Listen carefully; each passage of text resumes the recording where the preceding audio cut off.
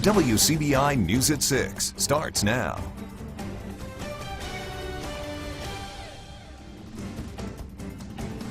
Good evening. Thank you for joining us. A Sunday night house fire near Memphis claims the life of 3 students from French Camp Academy. According to a post on the school's Facebook page, Sharon Joy and Aaron Naik lived in dorms at the school, but they were staying with a family in Collierville, Tennessee over the Christmas break.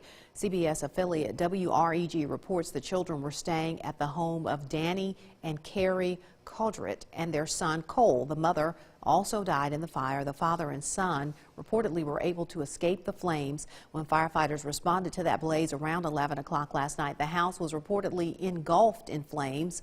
The French Camp Facebook page says the siblings' parents lived in India, where their father serves as a pastor. The cause of the fire remains under investigation. A package left on purpose, apparently by an MSU professor, causes Golden Triangle Regional Airport to temporarily shut down. The incident happened around 4:45 this morning. Now, according to the airport director, Mike Hainsey, an abandoned package was found in the upstairs terminal. The terminal was evacuated and the airport road was closed off for a while this morning. The Lowndes County Sheriff's Office responded to the scene. Deputies located the box and determined that it was harmless. After investigating, they learned the package was left inside the terminal as part of a study by a professor at Mississippi State. The item was placed there apparently without permission from airport officials. The professor was interviewed by Lowndes County investigators. No charges will be filed. One flight was delayed. Operations returned to normal at about 8:15 this morning. A Clay County man already facing a drug charge is under arrest again, facing a new charge tonight. Clay County deputies stopped 35-year-old Christopher A. Vance Sunday on Walker Sanders Road in western Clay County. They found 1 pound of marijuana with a street value of about $1,600. Sheriff Eddie Scott says narcotics investigators charged A. Vance with possession of marijuana with intent to distribute. He is in the Clay County Detention Center on a $10,000 bond. Scott says A. Vance also has a hold for a drug-related charge in DeSoto County. The Mississippi Bureau of Narcotics is assisting in the case. Well, police say Christmas time is often a busy time for criminals. Investigators we talked to say don't make yourself an easy target by letting would-be burglars know what was under your Christmas tree. They say the trash that you put out on the street could make you a target. So be sure to break down your TV boxes and those other large items you get for Christmas. It's also a good idea to make sure that no packages are left on your front door if you're going to be out of town. One of the things we tell our citizens around here, especially if you're ordering things, off the internet, you could put, when you make your order, you can leave special instructions for the delivery guy and stuff. And one thing I tell people is to, if you have a storage room or something like that outside, leave a special instruction to, put your packages in the storage room. Now, if you can, also, it's a good idea to take your trash to a local dump. Just be sure it's legal for you to dump there. Now, law enforcement agencies throughout the area are putting extra officers on the streets to help keep impaired drivers off the roadways. WCBI's Allie Martin tells us how the increased patrols and safety checkpoints are part of a nationwide effort to decrease the number of fatalities caused by drunk drivers during the Christmas holidays. From mid-December through January 1st, motorists can expect to see an increase in safety checkpoints. It's part of the federal Drive Sober or Get Pulled Over initiative. It's a nationwide campaign for impaired driving to be able to keep everybody safe through the Christmas holidays and New Year's. Sherman Police Chief Joel Spellins is coordinator for Troop F's Law Enforcement Liaison Network. He says the safety checkpoints help motorists plan ahead. They know there's going to be a lot of people out doing extra enforcement. If they know they're going to be drinking and driving, they'll get designated drivers, taxis, Ubers, or something. And it gets a lot of impaired drivers off the road. And that's the main point of the stepped-up patrols and safety checkpoints, to encourage motorists to think twice before they drink and drive. Also, law officers from across the region say the grants that pay for those checkpoints and extra patrols not only save local tax dollars, but also help get drugs off the streets. The majority of people that come through a checkpoint, the officers simply check their driver's license and insurance, and in many cases, though, We discovered that the individual is either wanted or possibly in possession of controlled substances. So very often in these checkpoints, other things are discovered, and very often it's felony. Police say they do not organize checkpoints to write tickets or inconvenience people. What we're trying to do, it takes very minimal time. In the state of Mississippi, when you get a driver's license, you have to sign that you agree to all the rules of the road in the state of Mississippi. And driving is not a right. Driving is a privilege granted to you by the state of Mississippi. So when you sign for your license, when you get your license, you're basically saying I will adhere to all the rules, and this is part of the rules. Stepped-up enforcement and safety checkpoints will run through the first of the year. Allie Martin, WCBI News. In 1990, the U.S. Supreme Court ruled that sobriety checkpoints were constitutional. Time now to get a first look at our forecast on this Christmas Eve. We'll turn things over to Chief Meteorologist Keith Gibson. Onto a great day all day long. Tons of sunshine. Here's our time lapse from Vernon, Alabama today. A few friendly clouds, but overall blue sky, tons of sunshine.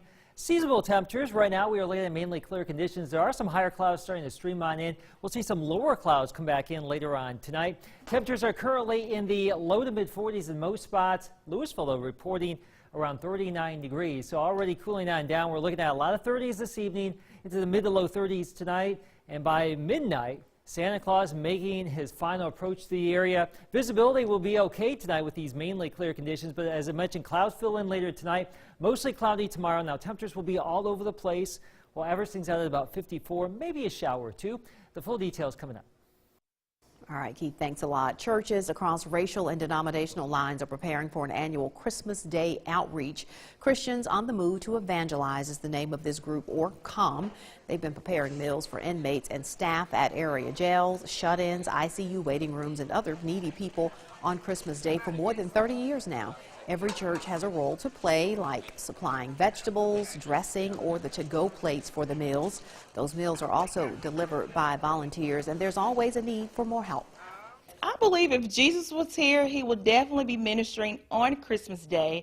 What better way to give back than on the day that we celebrate Jesus Christ? We're serving the community, we're giving back, we're feeding the ones that are hungry, and it's a ministry. Going on at Harrisburg Baptist Church tomorrow beginning at 8 o'clock in the morning. As many as 800 plates will be prepared and delivered. If you would like to volunteer, organizers say you can just show up in the morning. Well, on Christmas Day, area towns seem to become ghost towns. Businesses close down, so workers, of course, can spend time with their families. But a few restaurants will indeed be open for business if you need a hot meal tomorrow. Our Cash Matlock joins us in the studio with more on who's open. Cash?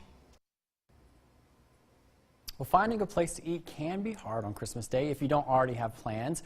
Luckily, there's a few local places that are more than happy to be open on the holidays. Most people dread working on Christmas Day, but not Marsha Hurd. She looks forward to working through the holiday every year. I've been working for the Waffle House for many years, and I work every Christmas, and I like it. As it turns out, Christmas Day is actually pretty busy for the Columbus Waffle House. You know, you have some people that don't have family, then when they come in, and then they sit and they talk with us, and they laugh, and then we make them feel comfortable, and then they come back. We just try to draw them and bring them back to us. A lot of people don't have family, so we're their extended family, and they're able to come and eat with us for the holidays. They really are glad that we're open because it's a lot of places that aren't open, so they really appreciate the fact that we are open and here to serve them. So. And in Starkville, the brand new Italian restaurant Gondolier has a similar opinion when it comes to staying open on Christmas. We know that there's some people who just don't have somewhere to go, and we thought we'd be an option for them. We just want to give them that opportunity to spend some time with someone who cares. It's this type of warm atmosphere that employees say keeps people coming back for more. It's a sense of, family and love, and, we just like to keep our hearts open for everybody. We do have a lot of regulars that we see them at the door, and we already have their food on the grill ready for them when they come in. And Marcia says at the end of the day, it's all about making people feel welcome. Family. I just like to make people feel like family. That's it. Both Waffle House and Gondolier plan on being open all day tomorrow for anyone looking to get a good meal. All right, Cash, thanks a lot. Well, lots of cookies and candies and chocolate will probably be at your house tomorrow. These are all holiday treats for us, but they're not necessarily good for the pets. Some of those foods that you enjoy could actually be harmful to your pet. Most people, of course, know that chocolate is a no-no, but there are things like grapes that can upset your pet's tummy. And while you may be careful to keep them away from your furry friends, people who are visiting you at your home may not. So you need to take some precautions, veterinarians say. You may want to do, if you're going to have a lot of family members over or you're going to have a big dinner, maybe put the puppy in its crate while you are eating so you don't have to worry about anybody dropping anything on the floor and the puppy getting it. Grapes can be toxic to your puppy, not only the chocolate. There's just all kinds of different things that can make them have a GI upset, and you wouldn't want that on Christmas morning. And it's also important to keep pets away from all types of candy, including those gingerbread houses you're making. All right, we are in day 3 of the partial government shutdown. More on what's to come as we approach the new year after the break. Welcome back, everyone. It's day 3 of the partial government shutdown, and White House officials are warning it could last through the new year. Natalie Brand is on a quiet Capitol Hill tonight where lawmakers will not return to negotiations until Thursday. After a quick gavel in the House and Senate Monday morning, the House, the Senate stands adjourned until 4 p.m. on Thursday, December 27, 2018.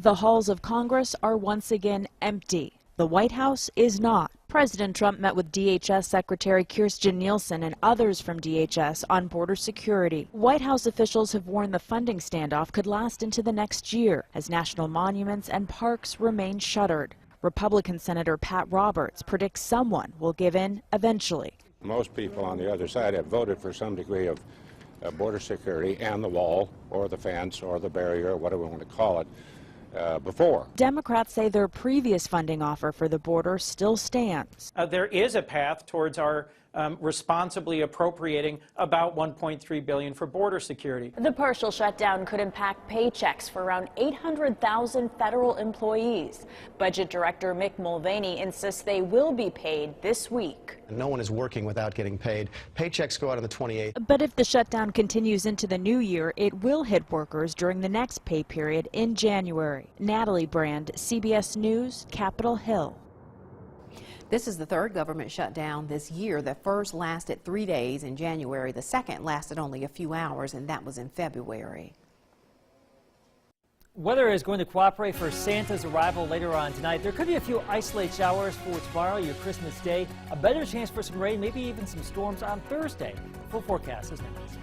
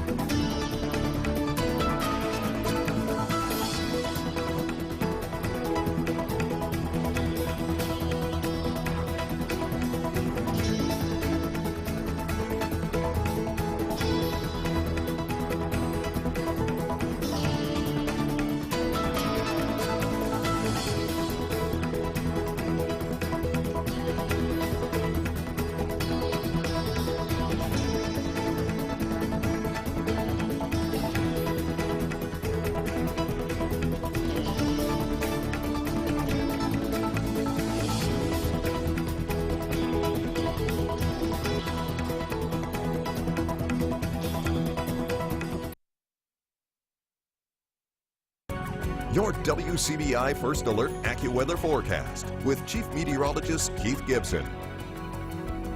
How about all that blue sky we had out there today? Absolutely gorgeous for Christmas Eve day. There goes the sun. We are now looking at mainly clear conditions, and temperatures are getting cool now that the sun has gone down.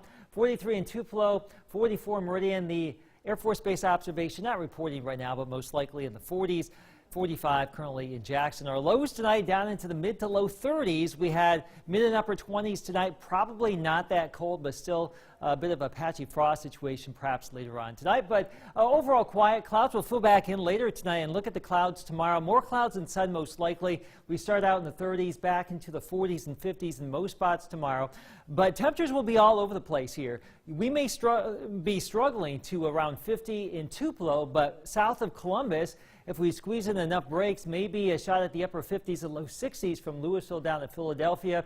But right along 82, we're thinking somewhere in the mid 50s, including most of the Golden Triangle area. Lamar County, West Alabama, a lot of low 50s to mid 50s as well. Just a 20% chance for a few showers, but a lot of cloud cover all around the region here for the most part. But if you're traveling off to the southeast, some brighter skies, some mid to upper 60s down towards Montgomery and Tallahassee, 64 in New Orleans, 65 in Shreveport. Farther west and south, thicker clouds. Now, there still could be a few showers around here, but we don't really anticipate a lot of rain around here. Our next big weather maker is way out there near San Francisco and California right now. It's churning things up. And our rain chances by Thursday around here about 90%, with some lingering rain chances into the weekend. Here's Futurecast. You can see how we are mainly clear right now, but the clouds will fill on in later tonight, 7 o'clock, 8 o'clock tomorrow morning. Mostly cloudy. There may be a few showers around, especially in the northern half of our area tomorrow morning. But overall, a lot of cloud cover. More clouds than what we saw today, obviously. As we roll on into your Wednesday, still a fair amount of cloud cover. On Wednesday, big and strong storms down here are favored down in Texas as that system that we mentioned in California starts to get a little bit more organized. Now, that system will get closer and closer to us, and on Thursday we'll see some heavy rain potential, maybe even a few storms. Right now, it doesn't look like a big severe weather maker for us here in North Mississippi. The air will be more unstable down closer to the coast. We'll watch it, though, and as this front hangs around as we get into the weekend, you can see our rain chances will linger. Here's your AccuWeather 7-day. 54 tomorrow, 62 on Wednesday, 60s for Thursday and Friday, 50s return for the weekend.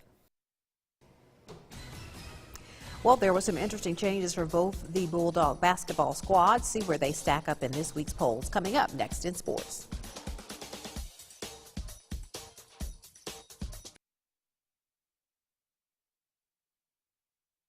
Your WCBI Sports with Courtney Robb is brought to you by your local Ford dealers. Go further.